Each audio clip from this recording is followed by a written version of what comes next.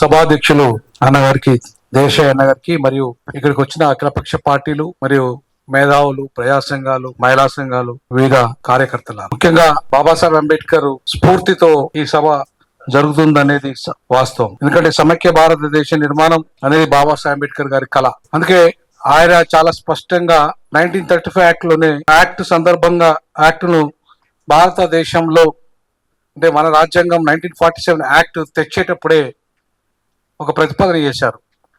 ఈ భారతదేశం United states of ఇండియాగా ఉండాలి, అంటే ఒక సమైక్య భారతదేశంగా ఉండాలని, ఒక యూనియన్ ఆఫ్ ఇండియా కంటే కూడా యునైటెడ్ స్టేట్స్ ఆఫ్ ఇండియాగా ఉండాలని. అంటే యూనియన్, యునైటెడ్ స్టేట్స్ మధ్యలో ఏంటి తేడా అంటే, యూనియన్ అంటే రాష్ట్రాల స్వయం ప్రతిపత్తి కోల్పోతుంది, యునైటెడ్ స్టేట్స్ అంటే రాష్ట్రాల స్వయం ప్రతిపత్తి ఉంటది. సమస్య అంతా ఇక్కడే వచ్చింది, ప్రాబ్లం అంతా ఎక్కడ వచ్చిందంటే భారతదేశం 1947 యాక్ట్ కంటే ముందు అది యునైటెడ్ స్టేట్స్ ఆఫ్ ఇండియాగా అవతరించడానికే ప్రయత్నం చేసింది. ఎప్పుడైతే ఈ దేశ ఆధిపత్య వర్గాలు, బ్రాహ్మణ ఇంకా ఇతర ఆధిపత్య వర్గాలు ఎవరైతే ఉన్నారో మొత్తంగా ఈ దేశాన్ని ఎట్టి పరిస్థితిలో తమ ఆధీనంలో తెచ్చుకోవడానికి, అది ఉత్తరాది ఆధిపత్యము, ఉత్తరాది భాష, ఉత్తరాది సంస్కృతి అనే దాన్ని అప్పుడేనే కుట్ర జరిగింది. 1947 యాక్ట్ లోనే కుట్ర జరిగింది. ఆ కుట్ర ఫలితమే ఈ రోజు మనం అనుభవిస్తున్నాం. సో ఇవాళ ఆ విషయాలని మనం కొంచెం టైం, ఒక 5 minutes అయినా పర్వాలేదు, మనం కొంచెం మాట్లాడుకుంటే దానికి ఒక క్లారిటీ వస్తుంది. ఎందుకంటే ఈరోజు భారతదేశ జనాభా 150 కోట్లు, ఇంకా 29 రాష్ట్రాలు మాత్రమే ఉంది. 29 రాష్ట్రాలు ఎట్లుంటది? 18 సంవత్సరాలుగా విలీనమైన అమెరికా 50 చిన్న రాష్ట్రాలుగా ఏర్పడ్డది. అదే 65 సంవత్సరాలుగా విలీనమైన భారతదేశం ఎందుకు ఇంకా 29 రాష్ట్రాలకే పరిమితమైంది 79 సంవత్సరాల తర్వాత కూడా?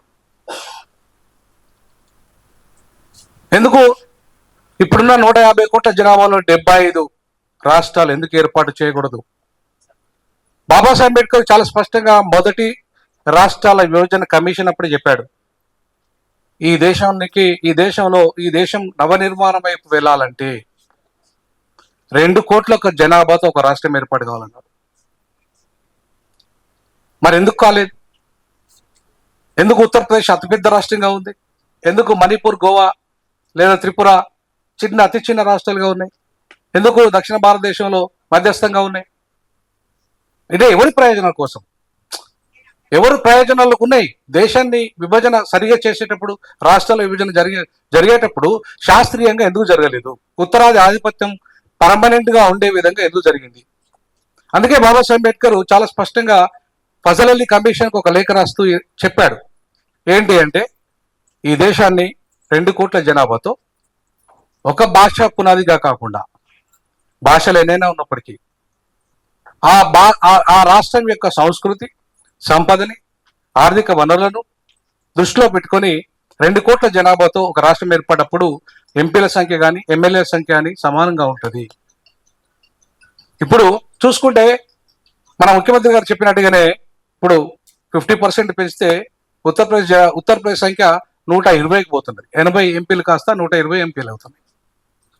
అప్పుడే అంబేద్కర్ ఏమన్నాడు, 55లోనే చెప్పాడు, గీత వేసి అంటే మ్యాప్స్ వేసి ఎక్కడి డయాగ్రామ్ ఉండాలి, అంటే ఉత్తరప్రదేశ్ని ఎన్ని రాష్ట్రాలు చేయాలి, మధ్యప్రదేశ్ని ఎన్ని రాష్ట్రాలు చేయాలి, బీహార్ని ఎన్ని రాష్ట్రాలు చేయాలి, ఆంధ్రప్రదేశ్ని ఎన్ని రాష్ట్రాలు చేయాలి, ఇట్లా మొత్తం దేశంలో ఉన్న ప్రాంతాలన్నింటినీ కూడా ఆయా రాష్ట్రాలను వాళ్ళ నైసర్గిక స్వరూపాలను కూడా గీసి బొమ్మలు వేసి ఆయన ప్రతిపాదన పెట్టాడు.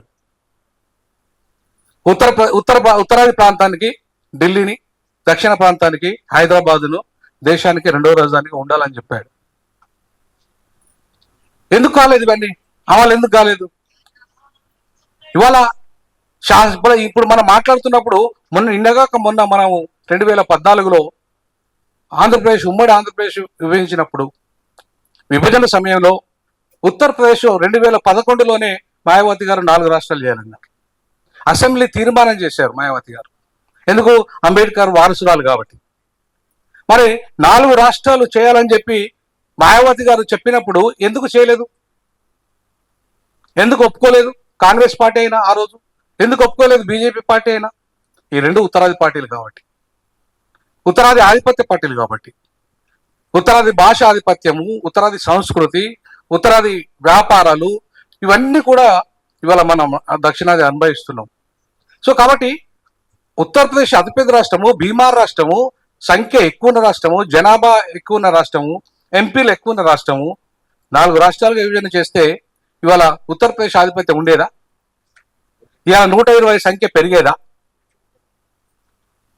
4 రాష్ట్రాలుగా విభజన చేసిన తర్వాత అక్కడ ఒక్క బ్రాహ్మణాధిపత్యమో లేదా ఒక్క కులం ఆధిపత్యమే ఉండేదా?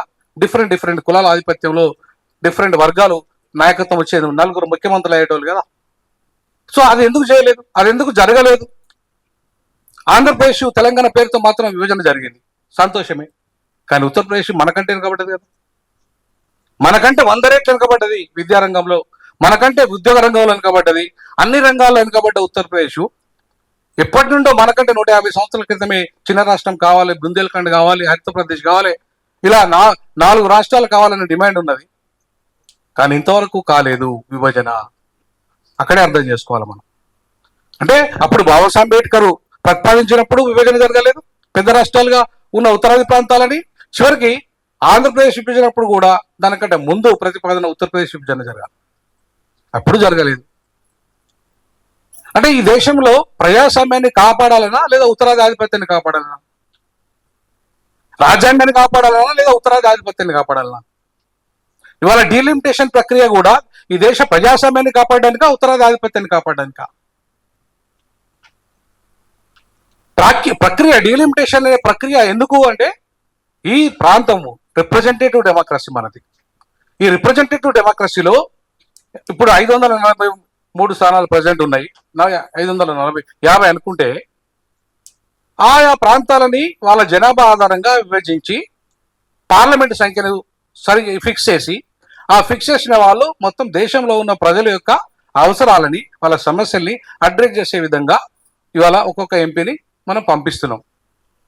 సో ఆ పంపిస్తున్న క్రమంలోనే ఏర్పడ్డది డీలిమిటేషన్ ప్రక్రియ. ఇలా ఇవాళ ఉత్తరాది దక్షిణాది మధ్యలో అప్పుడే అంబేద్కర్ గారు చెప్పినట్టు కనుక శాస్త్రీయబద్ధంగా కనుక 2 కోట్ల జనాభాకు ఒక రాష్ట్రం వచ్చి ఉంటే ఈ సమస్యలు వచ్చేటి కానీ కాదు, ఈ ఉత్తరాది దక్షిణాది టెన్షన్ ఉండేది కాదు, ఈశాన్య రాష్ట్రాలు మరింత బలహీనంగా ఉండేటి కాదు. ఇవాళ ఈ ఈశాన్య రాష్ట్రాల్లో ఉగ్రవాదం కారణం ఎవరు? ఇవాళ బార్డర్ స్టేట్లో ఉగ్రవాదానికి కారణం ఎవరు? ఇవాళ తెలంగాణ పోరాటానికి కారణం ఎవరు? ఇవాళ ఇప్పటికీ ఇంకా 24 చిన్న ప్రాంతాలు, ప్రత్యేక రాష్ట్రాలు కావాలనే డిమాండ్ పెండింగ్ లోనే ఉంది, కానీ ఇంకా పరిష్కారం లేదు. మరి ఈ సమస్యని ఇవాళ ఒక్క డీలిమిటేషన్ మనము అక్కడ సమైక్య రాజ్యాంగానికి తూట్లు పొడిచే డీలిమిటేషన్ ఒక్క సమస్యనే కాదు, ఈ సమస్యకు మూలం ఇవాళ ఉత్తరాది ఆధిపత్యం ఈ దేశంలో రేపు పెను ప్రమాదాన్ని తీసుకురాబోతున్నది. అదే అఖండ భారత్. అదే అఖండ భారత్ అనేది ఇవాళ పెద్ద నిర్మాణం జరగబోతుంది ఈ దేశంలో. దానికోసమే ఇవాళ డీలిమిటేషన్ లో వాళ్ళ సంఖ్యలు 850 సంఖ్య పెరుగుతుంది, కానీ 850 ఆగదు అక్కడ. రేపు దాన్ని నేపాల్ కలుపుకోవాలి, భూటాన్ కలుపుకోవాలి, ఆఫ్ఘనిస్తాన్ కలుపుకోవాలి, పాకిస్తాన్ కలుపుకోవాలి, అఖండ భారత నిర్మాణం చేయాలి. అవన్నీ కూడా పార్లమెంటు సంఖ్య పెరుగుతుంది అక్కడ. అందుకే ఇవాళ ఈ డీలిమిటేషన్ ఇవాళ ఏదైతే మనం ఆర్టికల్ 5581 ఏదైతే ఉందో, రాష్ట్రపతికి సంబంధించి ఏదైతే అధికారాలు ఉన్నాయో, ఏదైతే డీలిమిటేషన్ యాక్టులు ఉన్నాయో వాటిని సవరిస్తున్నారు, 2/3 మెజార్టీ నుండి తొలగిస్తున్నారు. ఎప్పుడు డీలిమిటేషన్ అయితే అప్పుడు సంఖ్య పెంచుకోవచ్చు లేదా సంఖ్య తగ్గించుకోవచ్చు. అది దాని వెనుక కుట్ర ఏంటంటే అఖండ భారత నిర్మాణం. అఖండ భారత నిర్మాణానికి ప్రధానంగా వాళ్ళు జమిలీ ఎన్నికలకు ఎందుకు పోతున్నారు? జమిలీ ఎన్నికలు పోవడానికి కారణం ఇదే. సంపూర్ణమైన మెజార్టీని దేశంలో తీసుకొచ్చి రాజ్యాంగాన్ని పూర్తిగా సవరించి ప్రజాస్వామ్య పరిపాలనను ఒకవేళ వీలైతే అధ్యక్ష తరహాల నియంత్రిత పరిపాలన తీసుకొచ్చి ఈ దేశంలో మోడీ అమెరికా తరహాలో ఇలా టోటల్ నియంత్రిత ప్రజాస్వామ్యాన్ని నిర్మించే దిశగా అడుగులు వేస్తున్నారు. సో దీని వెనుక పెద్ద కుట్ర దాగి ఉంది. ఈ డీలిమిటేషన్ ప్రక్రియ వెనుక పెద్ద కుట్ర దాగి ఉంది. దాన్ని దెబ్బ కొట్టకపోతే దాని మీద అన్న చెప్పినట్టుగా పెద్ద ఎత్తున జరగాలి బంధులు, చిన్న అఖిలపక్ష సమస్యలు సరిపోవు, పెద్ద ఎత్తున ప్రజా తిరుగుబాటు రావాలి. ర్యాలీలు, నిరసనలు, బందులు మన కోదండరాం సారు నాయకత్వంలో ఎట్లయితే తెలంగాణ ఉద్యమం జరిగిందో దక్షిణ భారతదేశం ఉద్యమం కూడా ఆ రకంగా జరగాలి. దానికి ఇంతకుముందు అన్న చెప్పినట్టుగా, దేశాయన చెప్పినట్టుగానే స్టాలిన్ లాంటి వాళ్ళ నేతృత్వం వహించాలి. రేవంత్ రెడ్డి లాంటి వాళ్ళు నేతృత్వం వహించాలి. ఎందుకంటే ఒక బలమైన నేతలుగా ఉన్నారు వీళ్ళు ఇక్కడ దక్షిణాదిలో. అక్కడ స్టాలిన్ కావచ్చు, ఇక్కడ రేవంత్ రెడ్డి గారు కావచ్చు, ఇంకా పినరాయి విజయ్ కావచ్చు, ఇట్లా మిగతా వాళ్ళు కూడా చాలా అద్భుతంగా ఒక బలమైన శక్తివంతులుగానే ఉన్నారు దక్షిణ భారతదేశం. కానీ సంఖ్యాపరంగా చూసుకుంటే వాళ్ళకి తక్కువ ఉన్నది. మన పార్లమెంట్ సభ్యులు ఎంత 130 మంది, ఇప్పుడు పెంచితే దాదాపు 200 అవుతారు. కానీ వాళ్ళ సంఖ్య ఎంత? 600 చిల్లర. పెంచితే 600 చిల్లర అవుతారు. ఇప్పుడు 400 ఉన్నారు, పెంచితే 600 చిల్లర అవుతారు. అంటే వాళ్ళ సంఖ్య మనకంటే ఇప్పుడు అసలు దక్షిణ భారతదేశంతో పనే లేదుగా. ఇప్పుడు కూడా పని లేదు అనుకోండి, ఒక మాటలో చెప్పాలంటే ఇప్పుడు కూడా పని లేదు. ఎందుకంటే 303 సీట్లతోని ఆల్రెడీ బీజేపీ సంపూర్ణమైన మెజార్టీ సంపాదించుకోగలిగింది. సో కాబట్టి మనతో మన వాళ్ళు ఒక్కరు సపోర్ట్ చేయకపోయినా కూడా ఇప్పుడు ప్రభుత్వాలు 3 సార్లు వచ్చినాయి. ఇప్పుడు ఏంటంటే ఇప్పుడు థర్డ్ టైం మాత్రమే ఇవాళ ఏంటి మన చంద్రబాబు నాయుడు అవసరం వచ్చింది, థర్డ్ టైం. అది కూడా ఎందుకు? అది రాహుల్ గాంధీ గారు భారత్ జోడో యాత్ర పెద్ద ఎత్తున చేశాడు, తర్వాత పెద్ద ఎత్తున దేశంలో తిరుగుబాటు వచ్చింది. కాబట్టి ఆ ఇంపాక్ట్ తోని సీట్లు తగ్గిపోయాయి. రాజ్యాంగము మారుస్తున్నారనే దానితోని దేశంలో దళితులంతా తిరుగుబాటు చేసిండ్రు, బడుగు బలహీన వర్గాలంతా తిరుగుబాటు చేసిండ్రు. సో ఆ క్రమంలోనే ఇవాళ తగ్గింది కాబట్టి అనివార్యంగా అవసరం వచ్చింది. సో రేపు ఇది రావాలంటే ఖచ్చితంగా రాష్ట్రాల పునర్విభజన అనేది మళ్ళీ ఒక కమిషన్ ఏర్పాటు కావాలి. టోటల్ 2 కోట్ల జనాభాతో ఒక రాష్ట్రం ఉన్నప్పుడే ఈ దేశంలో నిజమైన ప్రజాస్వామ్యానికి అర్థం వస్తుంది, నిజమైన ప్రాతినిధ్యం ఉంటుంది. ఇప్పుడు నిజంగా అమెరికా తీసుకుంటే కొన్ని రాష్ట్రాల సంఖ్య జనాభా పెరిగినా ఎంపీల సంఖ్య సేమే ఉంటుంది. లేదంటే ఉన్న రాష్ట్రాలలో ఎంపీల సంఖ్య సేమ్ చేయండి. ఈ డీలిమిటేషన్ ప్రక్రియలో ఎంపీల సంఖ్య సమానం చేయండి. ఉత్తరప్రదేశ్ అయినా 10 ఉండాలి, మణిపూర్ అయినా 10 ఉండాలి ఎంపీలు. ఆంధ్రప్రదేశ్ అయినా 10 ఉండాలి, తెలంగాణ అయినా 10 ఉండాలి ఎంపీలు. ఒకవేళ అనుకుంటే అట్లా చేయండి, దానికి ఒక పరిష్కారం ఉంటుంది. దానివల్ల ఏమవుతుంది? కానీ హైబ్రిడ్ మోడల్ అనేది పరిష్కారం కాదు. హైబ్రిడ్ మోడల్ అనేది ఒక ప్రతిపాదన మంచిదే కావచ్చు, కానీ అది పరిష్కారం కాదు. ఎందుకంటే ఇప్పుడు ఇంతకుముందు వేరే సార్ చెప్పారు. ఎందుకంటే హైబ్రిడ్ మోడల్ అంటే ఇప్పుడు హైదరాబాద్, రంగారెడ్డి డబ్బులు వచ్చినాయి, 8 లక్షల కోట్ల రూపాయలు ఇదే కాంట్రిబ్యూట్ చేస్తుంది అంటే ఇక్కడ సంఖ్య పెంచాలా? మరి అట్లాంటి జిల్లాలు ఏం కావాలి?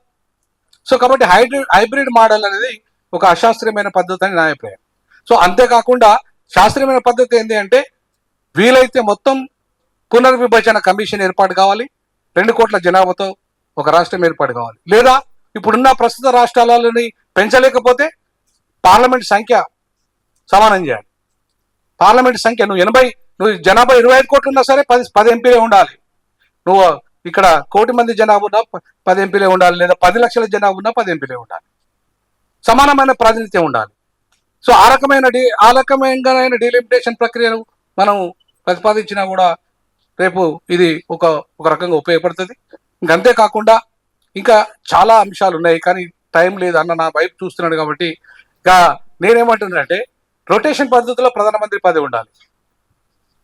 రొటేషన్ పద్ధతిలో నువ్వే ఎందుకు ఉండాలి? ఉత్తరాది నువ్వు ఎప్పటికెందుకు ఉండాలి ప్రధానమంత్రిగా? మేమెందుకు ఉండద్దు? కాబట్టి రొటేషన్ పద్ధతిలో ప్రధానమంత్రి పదవి ఉండాలి. అట్లాగే డిప్యూటీ ప్రైమ్ మినిస్టర్స్ ఉండాలి. నువ్వు ప్రధానమంత్రి ఒక ప్రాంతానికి ఉంటే మిగతా ప్రాంతాలకి అది డిప్యూటీ ప్రైమ్ మినిస్టర్స్ ఉండాలి. ఇవాళ లేకపోతే ఏమవుతుంది? మీ ఒక్కరిదే రాజ్యం అయిపోయింది. అక్కడ మీరు ఒక్కరే నిర్ణయాలు చేస్తున్నారు. మేమెందుకు ఉండాలి మరి ఈ దేశంలో? మేము ఉండాలంటే మా భాగస్వామ్యం ఉండాలి కదా అక్కడ. కాబట్టి మీరు ప్రధానమంత్రిగా ఉంటే మిగతా ప్రాంతాలు ఏవైతే ఉన్నాయో, ఉత్తరాది వాళ్ళు ప్రధానమంత్రి ఉంటే దక్షిణాది నుండి, తర్వాత మధ్య భారతదేశం నుండి, ఈశాన్య భారతదేశం నుండి ఉప ప్రధానమంత్రులు ఉండాలి. అట్లాగే మీకు ఢిల్లీలో పార్లమెంట్ ఉన్నట్టుగానే మాకు హైదరాబాద్లో ఉండాలి, కోల్కతాకు కూడా ఒక పార్లమెంట్ ఉండాలి. 3 సెషన్స్ పెడుతున్నాం కదా, ఓ సెషన్ అక్కడ పెట్టండి ఢిల్లీలో, ఓ సెషన్ హైదరాబాద్లో పెట్టండి, ఓ సెషన్ కోల్కతాలో పెట్టండి.